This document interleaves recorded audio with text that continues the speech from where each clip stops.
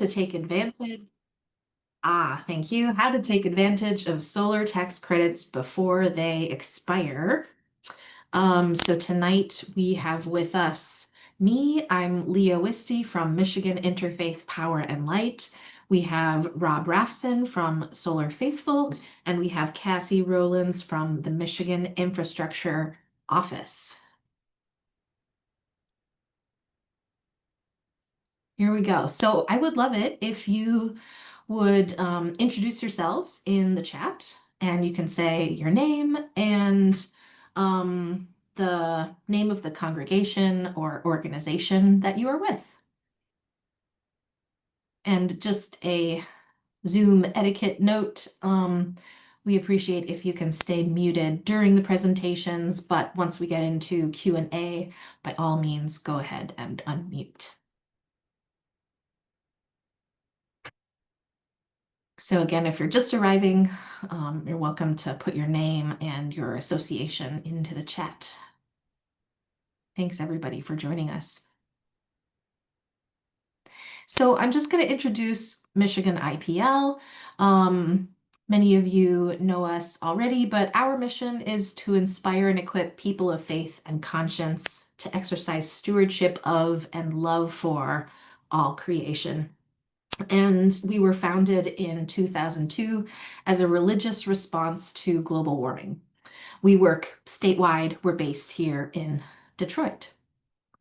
And as you see in this photo here, a big part of what we've been focusing on in recent years is trying to help clean energy be accessible to all. So we're here tonight for this webinar because there was this gnarly federal budget bill, HR 1, that was signed into law this summer, and that law sunsets many of the clean energy incentives that are available. This includes the 30% direct pay rebate, and the law makes it more challenging to claim that rebate on solar for your residential building as well as your commercial building. But the timelines are different, and we're focused on commercial buildings tonight. So as soon as January 1st, these changes affect a solar project you might do on a commercial facility. And our goal is to help you execute on your projects in time to claim direct pay. So throughout the presentation, we welcome your questions. I'm thinking while the presenters are talking, if you'd like to ask a question, please put it in the chat. After the presentations, then you're welcome to raise your hand, come off mute, ask something. If you have something really burning, then Candace or Wesley are going to be monitoring the chat, and they can bring it to the attention of the presenter. And we're hoping to have, a solid chunk of time for question and answer dialogue at the end. Okay, we have got a quick poll to ask you about what do you know about this topic? So it's going to pop up on your screen, and then you're going to be able to choose all that apply. Okay. The poll question is, what would you say is your knowledge or understanding about elective pay, which is also known as direct pay or tax rebate, etc.? And you can choose all that apply. You might have basic knowledge, and you're also affiliated with a congregation that is trying to pursue tax credits now.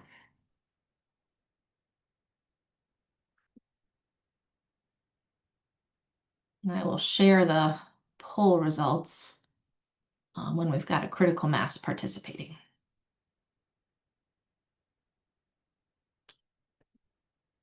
Do we have Rob with us yet? Hi, Leah. Rob's having internet connectivity issues, and he asked me to fill in for him. Awesome. Great. Okay. So with almost everyone participating, I'm going to end the poll and share the results. Can you see them? Okay, cool. So, all right, we've got more than half of people reporting 55%. They've got basic knowledge about this topic. 30% of folks have extensive knowledge. 35% are affiliated with a congregation or organization that's currently pursuing the tax credits, and one person in the room is affiliated with the congregation or organization that has already received the tax credits. All right, cool. All right, I got some windows stacked, so I can't close it. There we go. Okay. All right, thanks for participating in that poll. It's helpful to know where folks are coming from. Here's an overview of the agenda. I've welcomed you. I've given you an intro. Next, we're going to have Solar Faithful talk about what is direct pay and what energy upgrades could it include. Solar Faithful, Jennifer with Solar Faithful is going to talk about timelines and rule changes that are coming down the pike. She's going to share financing options through Solar Faithful and some project highlights. Then I'm going to share about one project opportunity that we have. And then finally, we'll send it over to Cassie Rowlands from the Michigan Infrastructure Office Technical Assistance Center, which just positively rolls off the tongue. She's going to share support available through the MIO TAC, as I'll call it instead. And then finally, Q&A. Okay. Great. So with that, sending it over to Jennifer, and I'm going to make you, you know what, well, let me ask you, would you want to be a co-host and you can just share and move through your slides yourself, or would you like me to move your slides for you, Jennifer? No, I'm comfortable with you staying host, and I'll just say Okay. next slide, please. All right, cool. Got it. Okay, welcome everyone. Thank you so much for joining us on this truly wintry feeling evening to learn about the tax credits. So, Solar Faithful was founded as as an emergent issue of many different voices over many years, beginning in 2017, when the city of Ann Arbor got a Solar in Your Community Challenge grant and asked Michigan IPL to be the outreach partner. From that, a group of concerned citizens continued to meet over many months, and iteratively, the Climate Witness Project, it was working on the same issue. How do we make solar accessible for faith-based organizations? Because what we had seen is just a handful were adopting solar, but the adoption rate was woefully behind the commercial adoption rate for solar, which is close to 3%, but whereas the faith community is less than 0.5% of adoption at that point. So with Michigan IPL, Climate Witness Project, and a solar developer called Charthouse Energy, Solar Faithful was founded and officially achieved its 501c3 status in 2003. Since then, we've completed 16 projects and have 20 projects underway. We anticipate within the next 6 months, we will have doubled the number of houses of worship in Michigan who have solar compared to what it was previously. And beyond solar, we're interested in the broader vision of resiliency. So supporting these critical community centers of care that often offer vital community services like food pantries or soup kitchens to be able to keep the lights on when the power goes out. So we were pairing solar with battery backup, battery storage, bidirectional EV charging, and other resiliency matters. So elective pay in layman's term is a way for non-taxpaying entities to be able to receive the tax credits, which sounds like an oxymoron, I know, but believe it or not, you actually can because of legislation passed in 2022 that was included in the Inflation Reduction Act. So it comes as a check. It's like a rebate you get in the mail. You do not have to pay taxes, but you're now eligible to receive the 30% tax credit that commercial entities have been all along since the federal investment tax credit, which has been around even longer than that. The measures that it currently covers are solar photovoltaic, which is the solar that's on your roof, or ground-mounted solar, battery storage, geothermal, and EV charging. charging. Yeah. So I think Michigan IPL and Leah are going to get way more into this, but why from a faith perspective is this even of relevance to us?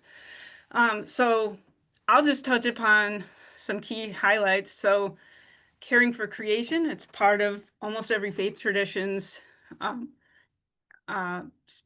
spiritual teaching is we are here to be stewards of God's creation.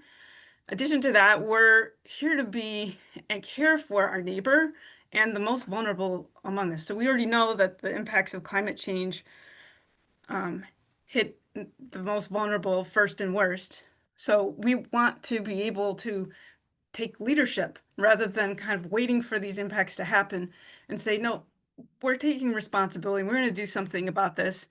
And installing solar is an extremely visible way to express that commitment while you're saving money and doing something that's fiscally responsible.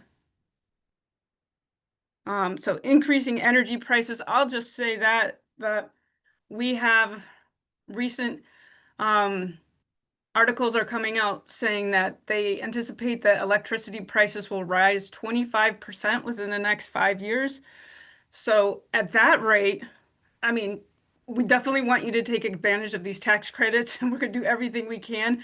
But at that rate, these projects make financial sense with or without the tax credits.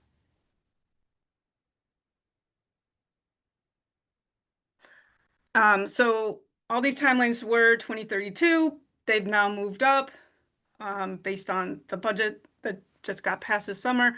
So you have until the end of this year to install a solar system at your home and still get the tax credit. But honestly, all the solar installers who do residential projects have quite a backlog. That might not be realistic to count on that. But faith-based organizations count as commercial, and that deadline is through the end of 2027. There are some interim steps along there where the requirements get more and more stringent. But Solar Faithful has reviewed them, and we think that they're definitely achievable. Batteries is still 2032, and so is geothermal. For whatever reason, those technologies are not being sunset. And then residential, if like you did something at home and you want the energy efficiency rebates, that sunsets at the end of this year. And the EV charger rebate, or electric vehicle rebate was sunset in September.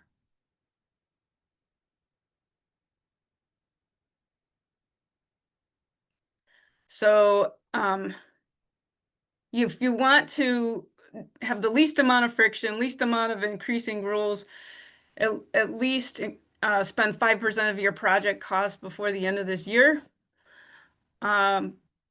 However, it's still possible to do these projects next year and into 2027. It just means you have to have additional domestic content, which thanks to American manufacturing is becoming more and more feasible. So we think it's definitely feasible, not just to get the base 30%, but to go for the 40% with domestic content and maybe even the energy communities bonus adder. But I'll let Cassie get into those details.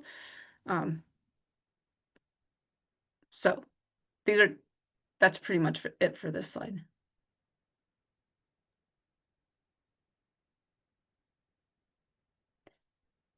And again, starting in January 1st of next year, the projects have to meet the procurement rules.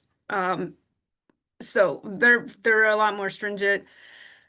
After July 4th, the rules, if you want to safe harbor your project, meaning that you have 4 years to complete it, get it started before July 4th. However, for the type of projects that a faith-based organization might do, I mean, we're talking a matter of weeks, so you don't have to really worry about that. The only reason you'd need to safe harbor is if you were doing a utility scale project. So that doesn't really even apply in this context.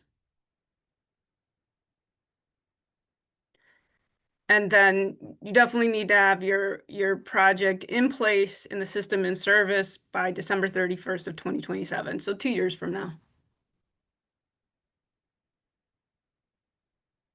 And there's a link for more info.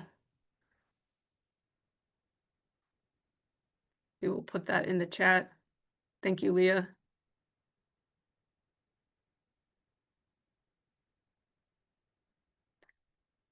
Right. So I already touched on this, but basically, since the electricity prices are going up, the question is not, will you end up paying more? You will. And operating costs are usually the single biggest line item for faith-based organizations. So business as usual actually costs you more than taking leadership and doing something and installing solar. The economics of solar have crossed that threshold where they make more economic sense than building another coal-fired plant, natural gas plant, any other technology. Solar is now the cheapest, the easiest to deploy, and it just makes financial sense.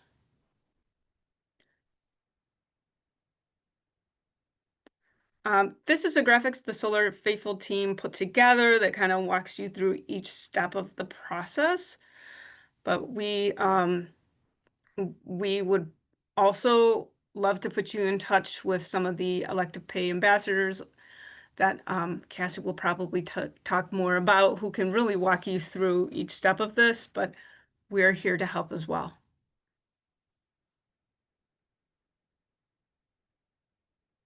Yes. So, Cassie, I hope that you touch on the elective pay ambassadors. I don't know if any of them are here with us in this Zoom, but please call them out so that people can put a face with the name.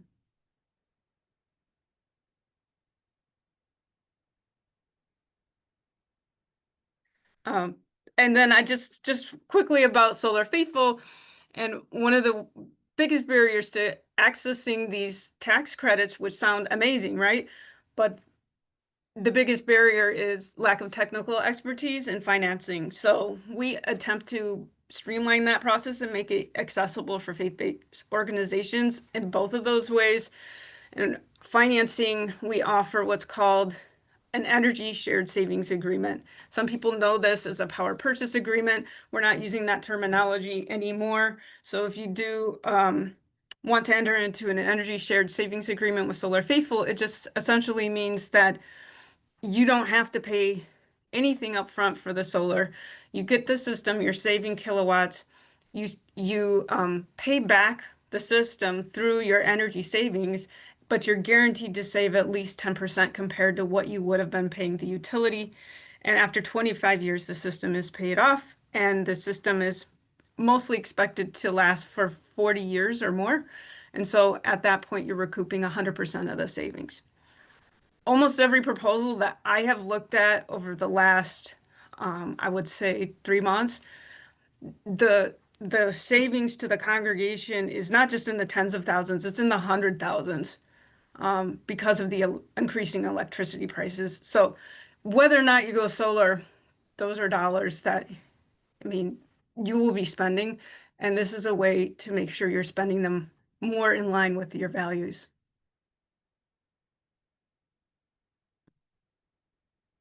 These are just a few of the 16 places of worship that I mentioned. There are, that we know of, around 70 now across the state that have gone solar one way or the other. Trinity AME Church in Lansing, Temple Benai Israel in Kalamazoo, Livingstone's Academy in Grand Rapids. So it's not just for place of worship, it can be for religious schools or any faith-based nonprofit. We are happy to work with you.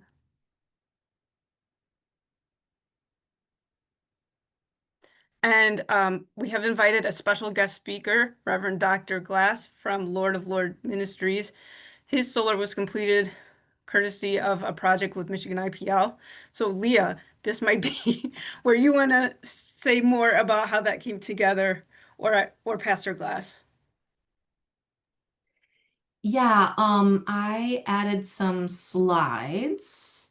Yes, starts here. So, oops, getting ahead of myself. I think that brings your portion to a close, Jennifer, is that right? Absolutely. Yep. Okay, cool. And plenty of time for discussion and Q&A. in a few minutes. So I'm just going to share really briefly about Positive Energy. This is the program that we developed with Lord of Lords as a pilot project. Because we noticed like, hey, we're helping a lot of congregations go solar in Michigan, connecting folks so they could share information peer to peer. And we just, the pattern was really undeniable. Like they were all like white, Christian, suburban, well-resourced congregations, right? So there was this gap in who could access it. Um, and we really wanted to know, could we make solar accessible to all? Pastor Glass came to a conference we put on in 2019. He went to a workshop about solar because he was interested, and he got up to leave because it was like, you know what?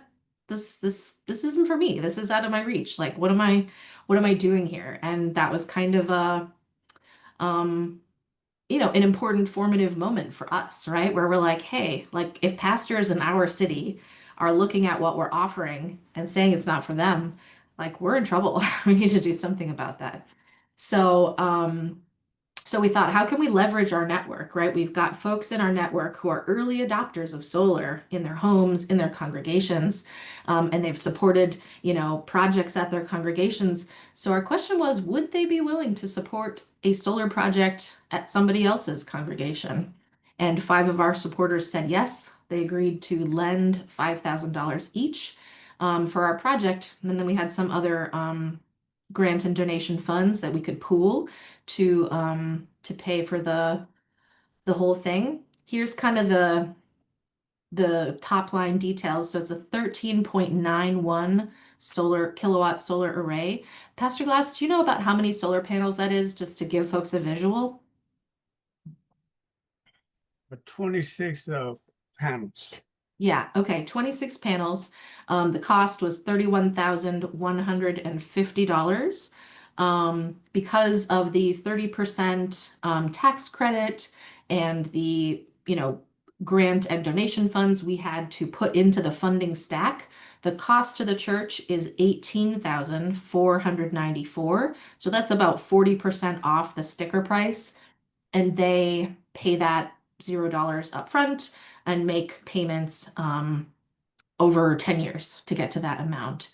In the first year, they saved $3,000 or 80% on their energy. The church owns the array, and they expect to, although with these new economics of solar, this is probably an underestimate. But over 30 years, they expect to save at least 70,000 and avoid paying over 90,000 to DTE. And some of the values that guided this project: solidarity, not charity, collaborative decision making. So, here's a couple of DTE bills side by side. In December 2023, before the project was put into service, we see a DTE bill of $467.79. Pastor Glass, what was your DTE bill in December 2024? $2.41. I sure would Oh, like, 24. This 23. this is the 2024 on the right. Yeah, Okay, yeah, $2.41. $2. But we have gotten down all the way to 86 cents. That's incredible. That's incredible.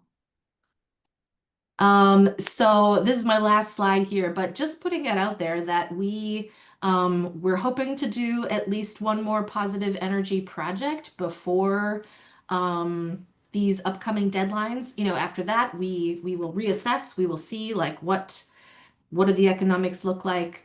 But so if you are maybe an impact lender, we want to hear from you. If you are maybe a congregation who's interested in this, and your building is in good shape, we want to hear from you. And, as I kind of said at the outset, like this is especially an opportunity for, Black, people of color, majority congregations, especially those who are, have communities that are low income and low wealth. And I'm going to put the link to learn more about this program. Oops. Let me see, into the chat. Pastor Glass, is there anything that you'd like to say about positive energy? Since I have you Well, here, I'll get that testimonial live. yeah, well, I won't take a lot of time at all. Yeah. I just want to encourage us that since we have trailblazed the way, one of the keys that Lord of Lords had was building positive relationships. And so we had to build good relationship with our installers, with Michigan IPL, with Cassie's office. So we just built we built good relationships, and Debbie Stabenow's office, an accounting firm, they help us with the 990. So as we were trailblazing away, IRS was not that friendly, but after us working and being resilient and adamant, they changed their tune and end up sending us the check. But I think the main key is building relationship, knowing that there's other organizations and offices that can help us with the knowledge that we may not have as a house of worship, and really just depending on those expertise. But it's not as hard now. We have trailblazed the way. And so now it's a structure that's there that wasn't there when we first started. That's right. Yeah. Lord of Lords took the headwinds, so you don't have to. Okay. Thank you for sharing. And now over to Cassie. I'm going to stop sharing so that you can start sharing. Perfect. Let me just pull up my slides here. All right, I will start off by saying that one of my very first meetings and presentations on elective pay was with Michigan IPL sometime in the fall of last year. So I'm really glad to be back speaking with you all. You all and Solar Faithful are doing great work. And it is so wonderful to see you, Pastor Glass. We have become friends, and I am going to share a video on our website that features Mr. Calvin Glass himself. So I will get to that in a minute, but first I'll just introduce myself. I'm Cassie Rowlands. I manage the elective pay program in the Michigan Infrastructure Office Technical Assistance Center. So if you have not heard of us, the Infrastructure Office's Technical Assistance Center is really here to help communities bring federal funds back to the state of Michigan. So that started with helping communities write grants, identify grants for projects that they were pursuing, and providing matching funds when those federal grants require them. We then were noticing that so many communities had not heard of elective pay before. So we launched this effort to really try and raise awareness about elective pay and also to provide some technical assistance, since we were hearing so many entities kind of running into issues with the filing, or as Jennifer said, these are tax exempt entities that have probably never filed taxes before. So you all, we understand, don't have tax advisors, CPAs on your staff or on hand necessarily to help with these things. So this is very new for all of the entities that are eligible, including faith organizations. So we wanted to make sure we were available to provide this technical assistance. So we created a website first thing. We have a ton of information on our website, and I can provide the link in the chat in just a minute. But we've got fact sheets, we've got success story videos, we've got the links to all the key IRS resources that you might need. We've recorded webinars, we've got the deadlines you'll need to follow, and some FAQ, and you can sign up for our email newsletters as well so that you get the latest updates on elective pay. So I highly encourage you all to take a look at the website. That's kind of our one-stop shop for online resources. We then have three kind of levels of technical assistance. The first is our new elective pay ambassador program. So I'm really glad Leah and Jennifer mentioned this. We are launching this program very soon, and we're going to announce who our ambassadors are. But we have planned to have one local elective pay ambassador in each of the 10 prosperity regions of Michigan. And I believe Peggy Matta was on this call, at least when I checked earlier. She's the part of the Detroit 2030 districts who are hosting the ambassadors in the Detroit area. So if you're on, Peggy, feel free to say hi. Hi, There she is. there I am. So we want to be able to provide a face in your local area to help you through elective pay. I'll talk about that more in just a second.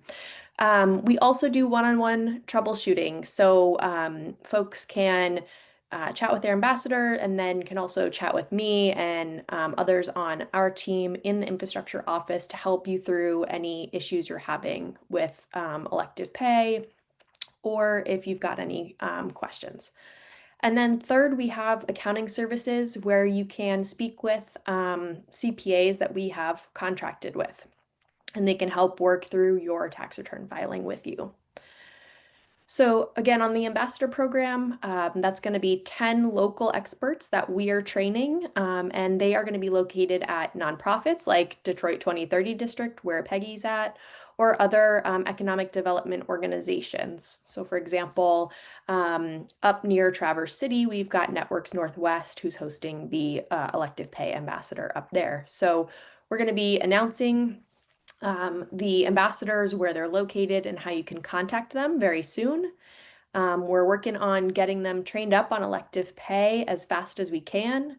And if you have questions, I can get you in touch with your local ambassador in the meantime before we make that announcement.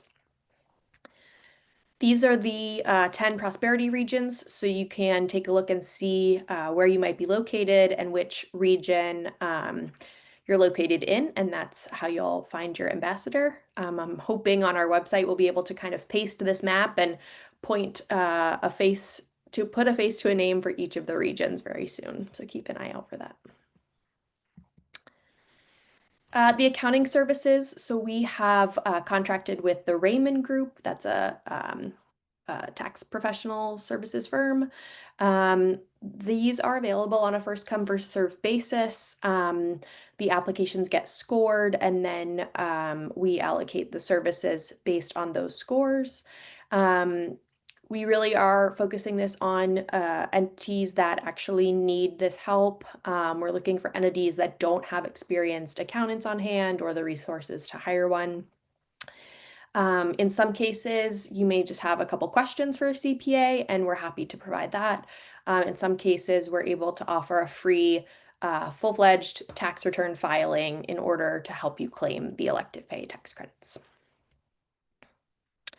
I wanted to be quick, so I will stop there, but I'll put the link to our elective pay website in the chat right now, and I will also include the link to the video we took that includes Pastor Glass and another church that both used elective pay and actually got their checks. Thanks, Leah. Excellent. Thank you so much. So that brings us to the coolest part of this, which is the Q&A part, where we get to hear what you're thinking, what you're planning, what questions you have.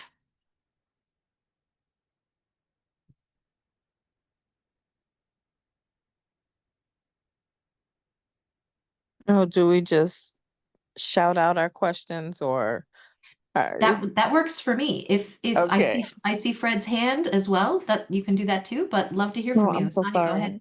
Okay, Yeah. my name is Sonia Bennett and I represent Beth Eden Missionary Baptist Church. We are also members of Detroit 2030 District. Hi, Peggy, and hi, Dr. Glass. We are very interested in solar panels, and we do at this point own 2 level 2 EV chargers. I guess more than anything, we would just need somebody to really walk us through, to really hold our hands through this. So If I were to send an email to Chris Brady, would I be able to learn about how we could get started, or to learn? I'm sure we can't get in before the end of the year, but we don't have a tax accountant. And we don't have the money to get one. So I guess I'm just trying to find out how we could start just trying to change our electrification and our imprint and all those kinds of good words. Yeah, I can I'd be happy to help you out tomorrow. Okay. Not a problem. Oh, okay. I'm also part of 23 district, and I'm with Solar Faithful. So be All happy right. to help you. Okay. All right, great. Okay. Thank you. Thank you, Jay. Go into the chat and send me your information. I'll call you in the morning. Okay, sounds good. Thank you. And just I'll add on that point for the accounting services through the infrastructure office, you'll have to already have been kind of started on a project. You've got to have a contract and be kind of moving towards that before we can help with the technical assistance and the tax services. Okay. For projects that are kind of the size that we're talking about here, you probably don't need to come to us much before it's placed in service. So a little bit farther down the line and we'll be able to help. Okay, sounds great. Thank you. Am I remembering, Cassie, like I thought I remembered from the website that there was like an intake form that you should fill out somewhere, and maybe you could just repeat for me, like, where's the intake form and at what point would somebody fill that out? Yes, so I would say first engage with our local ambassador or myself, and we can tell you if you're kind of ready. But usually we're talking with folks after they've kind of already signed a contract with an installer and started down the road to construction, if not already having completed and been in service. So once it's kind of turned on and ready to go, then we can help with that point. We are just kind of fielding a lot of questions now about these same deadlines that Jennifer mentioned. So getting under construction before the end of the year or paying a deposit before the end of the year can really help you kind of avoid the more onerous requirements. So we're helping answer a lot of questions on that front. And those folks can just send me an email. You don't have to go through the whole form, the application for technical assistance. Great, thank you. It's also Okay. important. It's also important to talk with the installer, because it's key dates and key information that the installer have that you're gonna need going forward. So I just wanted to throw that in there. Great, great. So Fred, I saw your hand up first. Go ahead. Great to Okay. see you. Hello, everyone, and a huge shout out. This is incredible and inspiring. Thank you. I'm Rabbi Fred with Adamah, which has a Detroit presence and long overlap with Leah and others through IPL. There's a whole network of advocates in the country, and we are all trying to drill down on this question of how likely is it that these incentives will be manageable at the congregational level after January 1st?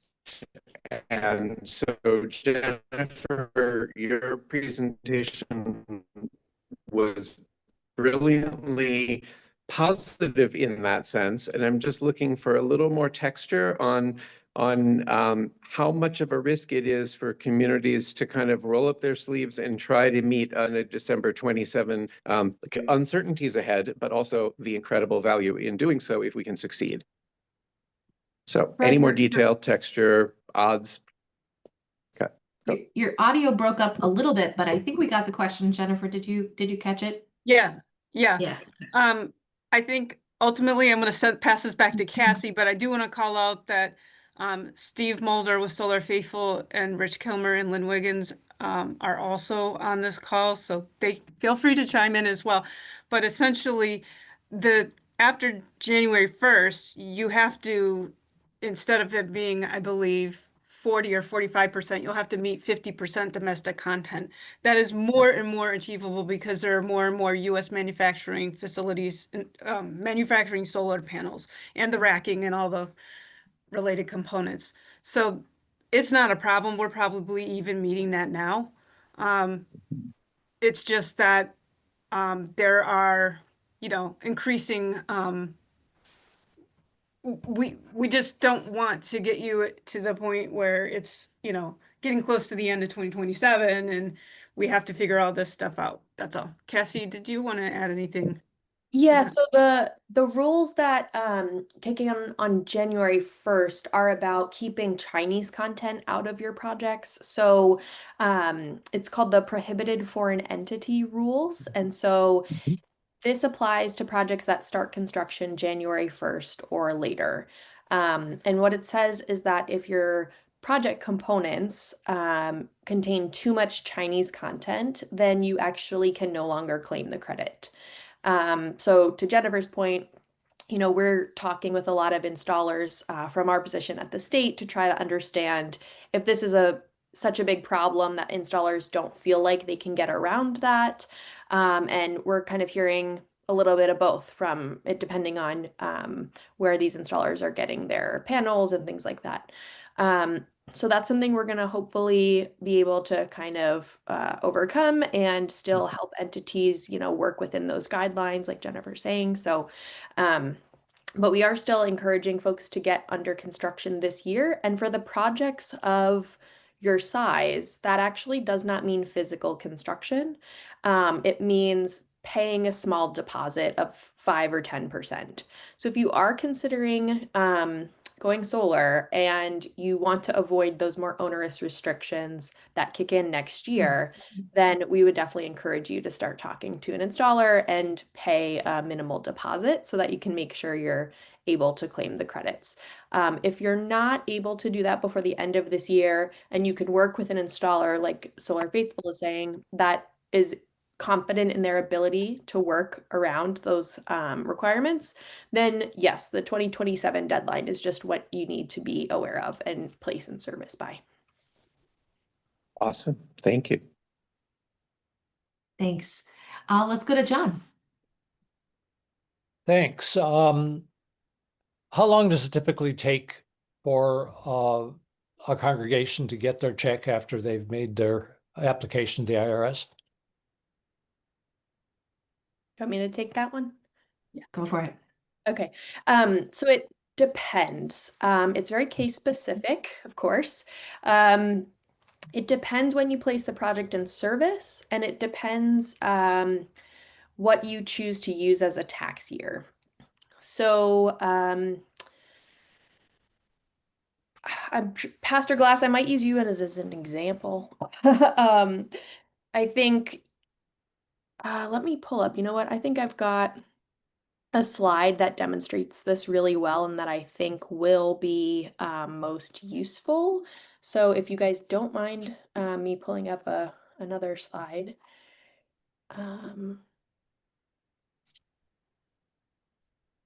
Let's see. Okay. So here's my share. Okay. So this is Pastor Glass's case here. So they placed the project in service at the end of 2023, so October of 2023. You then have to look at the tax year or fiscal year or calendar year that you've placed the project in service in.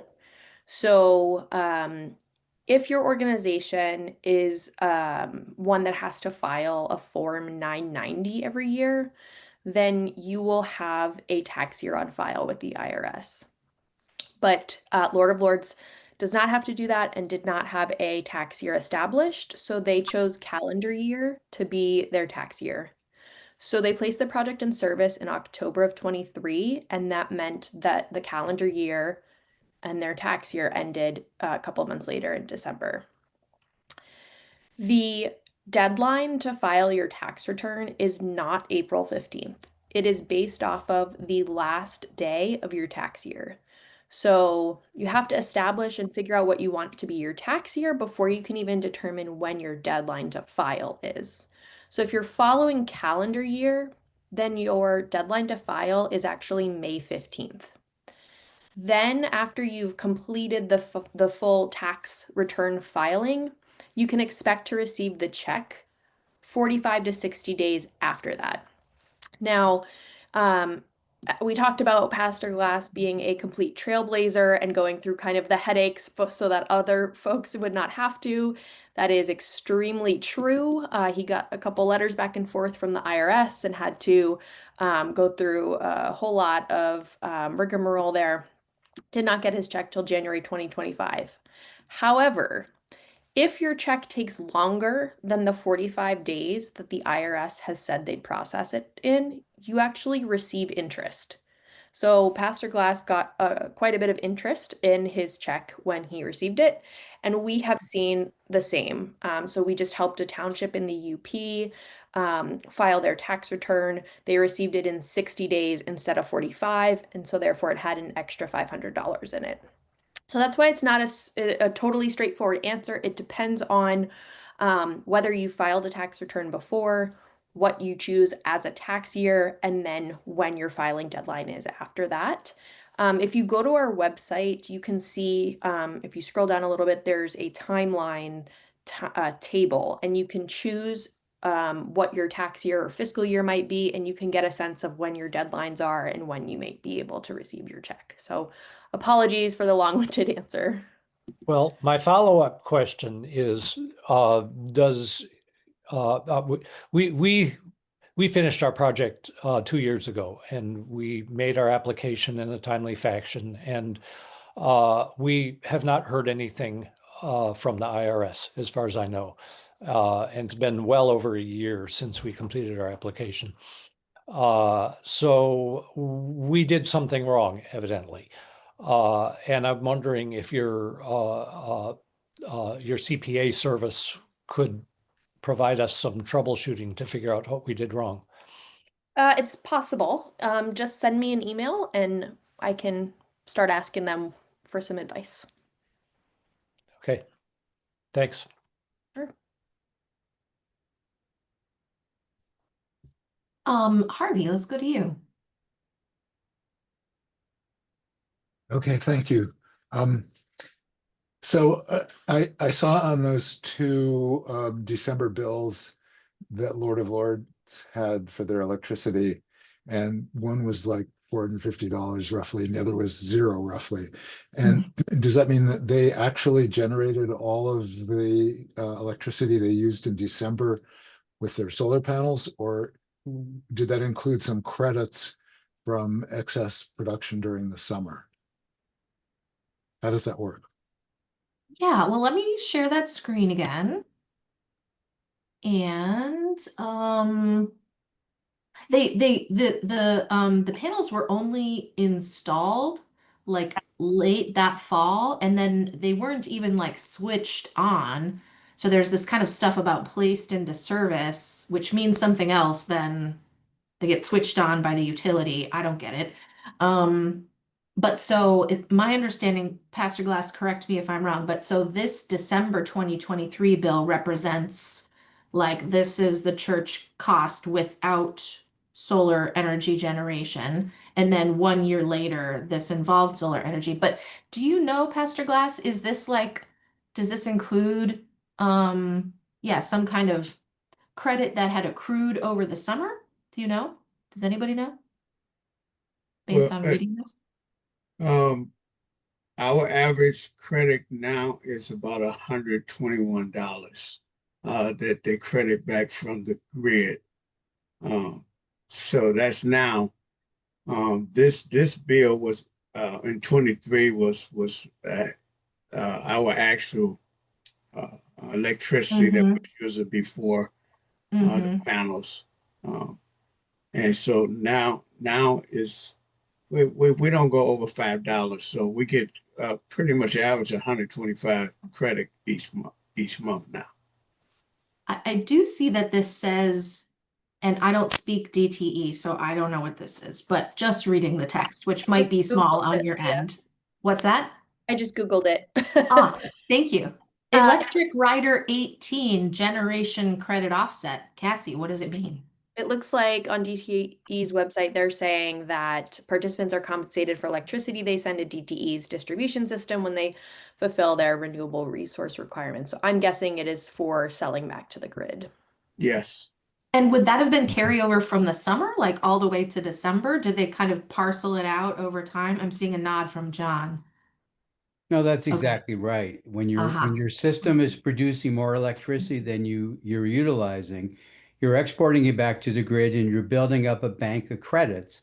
And then when during the month of, November, December, January, when it's more cloudier out and your system is not producing the total amount of electricity you need, you draw back upon those credits that you built up over the summer. That's how it Mhm. works. Okay. And they'll sort of give you like, so you wouldn't get like Yeah, a every check in the bill. mail. You would just No, like chip it off the, that's okay. right. It's like Uh-huh. a bank of credits, and every Yeah. month on your bill, you will see how much. And so, you know, Pastor Glass's Lord of Lords used $140 worth of credits to offset his electrical consumption. Mm-hmm. Right. Okay. Got it. Thank you Yeah. for that. And I Right. guess that amount from my perspective is averaging 125 right now. Okay. The credits that you get. Yeah. Yeah, Uh-huh. for the last few months, it's been about in that ballpark. Okay, got it. Yeah. Well, I have a question. This is Pastor Griffin. Sorry, would you hold off just a second, Pastor Griffin? Harvey, did you have any follow-ups just so we can continue that line of thinking? Um, I have other questions, but yeah, not a follow-up. So go ahead. Okay, do you have a follow-up, Pastor Griffin? Yeah, I had a question Yeah. regarding this bill. Yeah. So I'm trying to get an understanding because soon we'll be experiencing the same thing. I can't wait. But does that mean that whatever consumption that Lord of Lords incurred, that it was offset by some additional credits? Because like they're still running, they're still on the grid. They're still on DTE's grid. They have used energy from their grid. So that was credited, and this is an extra credit. Is that what I'm understanding? If you look at the December 2023 bill, at the Mhm. very first line under power supply charges, you'll Yes. see 1980. So Pastor Glass, before having solar, that month, he purchased 1,980 kilowatt hours from DTE. If you look at the December 2024 bill, just right across the line, you'll see it's only 793 kilowatt hours. Yeah. So his solar system offset almost 1,200 kilowatt hours of electricity. But because it was cloudier in December of 2024, he used 793 kilowatt hours that came back from DTE Mm-hmm. in order to power his church. But because he had built up a bank of credits over Mm-hmm. the summer, he didn't have to pay a dime because it just drew from his bank of credits, which down below, right above the green arrow, is Mm-hmm. $142. And then as Cassie pointed out, under Electric Rider 18, they tapped into $140 worth of credits. So essentially, well, Mm-hmm. it's exactly his bill was $2.41. Another way of looking at it is that you essentially are using the grid and DTE as a battery. So, in other words, in the summer, when you're producing more electricity than you consume, you're sending it up to the grid, to DTE. They're giving you a credit. It's about 50% of the retail rate. It's a distributive generation tariff. And that value goes into a bank of credits. And over the summer months, you will see that bank of credits will increase. And then during the cloudier months, you start drawing back upon that savings account, so to speak, and you can offset the amount of electricity you need to purchase from DTE because your solar system is not producing as much because the sun may not be shining as much and it's much lower in the sky. So I hope that explains it. I know it's a little strange, but that's how it works. Oh, I can't wait for us to discuss it some more. Thank you, John. Oh, you're welcome, Harvey. That's right. So Okay, if I can additional can I jump in for a questions? second? Oh, yeah. Can I jump for a second? Yeah. You had started a conversation briefly about what happens with permission to turn on. It's called PTO, permission to operate. When the system is fully installed, you cannot turn on until the power company sends out an inspector to make sure it's done properly. Once they determine that it's done properly, then you get PTO. It's like if you have a new house, you have a C of O, certificate of occupancy, you can't move until you have a C of O. Solar works that way. You cannot turn the system on officially until you have a PTO from the power company. So that's what that you're referring to in your statement earlier. It's called PTO. Great, thank you. Harvey, did you have additional questions? Yeah, yeah. Basically, this has all been about solar. I guess my question is, what about heat pumps? And what kind of credits can you get for heat pumps, if any? Yeah, do you mean like a mini split type of heat pump for heating and cooling like in a home? Yes, or in a synagogue? Yeah. Yeah, Heat can pump anyone or speak a to that? ground source heat Yeah. pump, air source So, or ground source? Harvey, much to our chagrin, the air source heat pumps, meaning mini splits and that nature, are not. I don't know why they did this, but when they wrote what it covers, it doesn't include that for commercial projects. If you're doing a system at home, you can still get it if you install it before the end of the year, but not for commercial. The only kind of heat pump is a ground source heat pump, which is geothermal, I see. that a commercial entity can claim. And what are the deadlines for that? Geothermal is till 2032. Okay. And there's no credits for ground source. For ground source, which I is mean for air source, I'm sorry. not for commercial, not for your synagogue, not for Okay, anything except a residential application. thank you. So it looks like geothermal is still, credits available through 2032. So, and we'll follow up with these resources also. Yeah, So I had a question again. I go want to ahead. talk about the PTO. Is that the same as the project and service? No. PTO is strictly from the power company, giving you permission to use the system, determine that everything is hooked up properly, that everything is safe to utilize. That was done according to the plans properly, and that comes straight from DTE or whoever your power company is, and that's anywhere across the country. You have to have PTO in order to turn on your system. And project and service is Not the same thing. Is that just the term that's relevant for like IRS filing then? It's just for turning the system on. You asked about turning the system on earlier. So you can't turn the system on until you have PTO. That's all. It's got nothing to do with taxes. so If PTO if first. Rob was on this call, I mean, you guys can send Rob Rafson an email about any of these technical terms. His company, Chart House Energy, deals with this stuff all the time. So he'd be able to give you the straight truth about placing in service, what that means, and all that. So I'll just say place in service is definitely the term you need to know for the elective pay and claiming the tax credits. For solar, place in service is a little bit different than place in service for, say, a geothermal system. But for solar, generally the accountants are going to be looking at when the system was turned on, fully functional, generating power. There are some cases that might be kind of on the fence and you kind of have to make a judgment call either way, but generally you're looking at when the system is generating power, and of course connected to the grid and all of that. Thank you. I still see hands up from Harvey and Reverend Griffin. So open to either of you. I forgot to lower my hand. I just did. No worries, Sorry. no worries. Reverend Griffin, anything else? Well, yes, I had.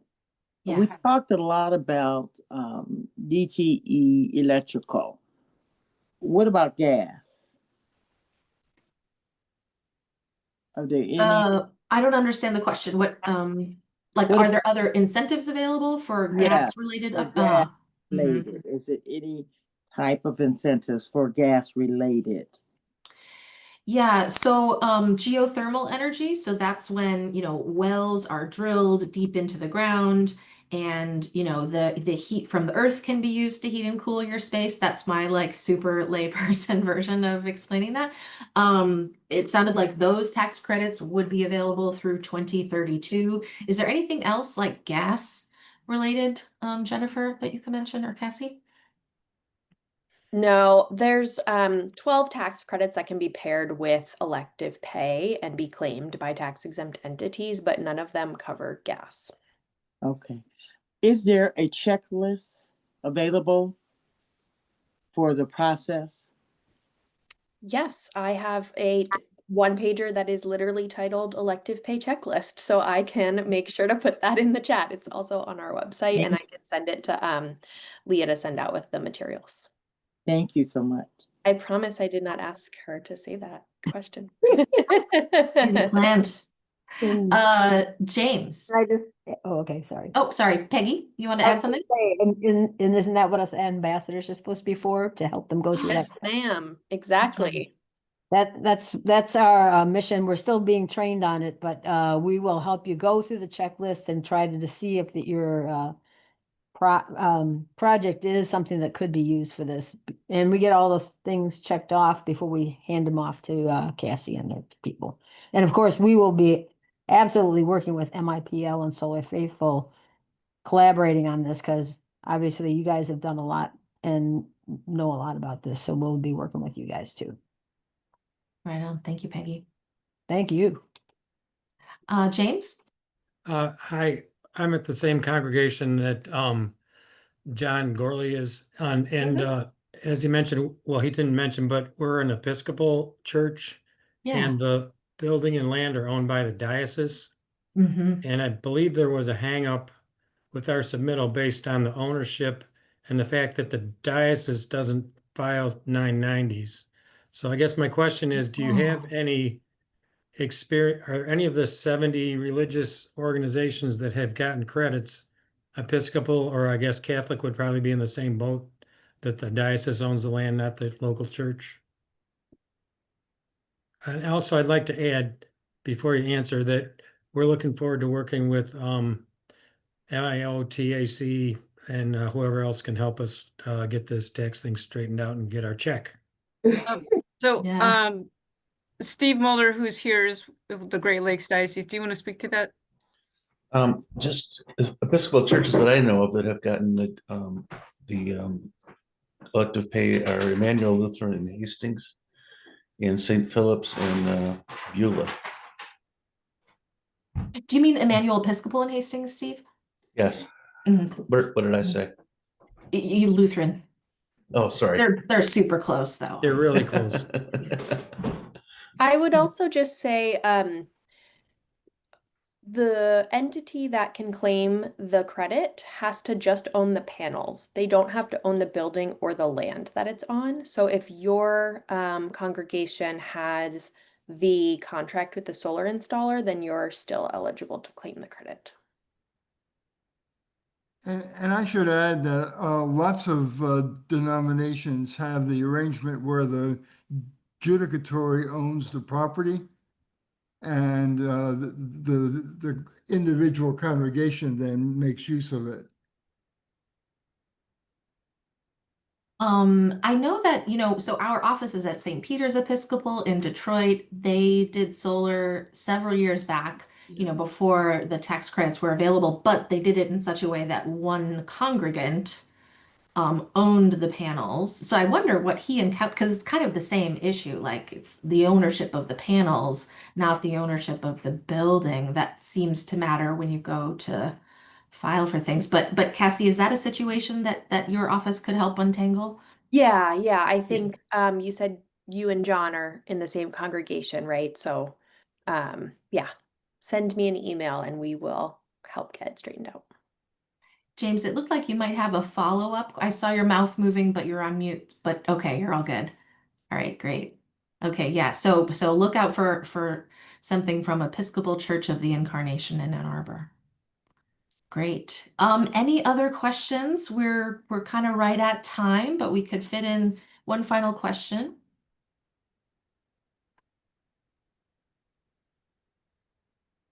Okay. All right, hearing none. I just want to say Yeah. a couple things. So, I would say at least 50% of the congregations that we connect with also need a new roof. And that's partly because we don't want to install a roof when it's just going to need to be replaced in a few years. So we make sure of that first. But if you need a new roof to get solar, we have through Chart House Energy experience enabling upgrades like roof replacements to the tax credits. So the roof cost or an electrical panel update, if that's needed, all of that can qualify for the 30% tax credit as well. So just want you all to be aware of that. And we have financing for both. That's huge. That's I'll make really important to clarification mention. also. Make clarification that also, there are a lot of people that have the understanding or think that the tax credit is for the entire roof, and it's not. If you're gonna do the roof, the tax credit is applicable towards the area where the panels are gonna be. So if you have an east and west roof, putting panels only on the east side, you do the whole roof. The tax credit is only good for the area where the panels are, not for the entire roof. Thank you for that, Jay. Yeah. Great. Great. Okay, chock full of really good stuff and information here. Thanks so much for your help, Cassie and Jennifer and Solar Faithful for pulling this off, and my team for helping moderate. And like I said, I will be following up with the recording, the slides, pertinent links from the chat, so you will come away with a lot of good tools. And I hope also just the sense and the knowledge that we got a lot of people who want to help you make your projects go, right? So, if you can only remember one thing, that is just like, check out the email addresses that are in the slides, send a note to one of us, and we will hook you up.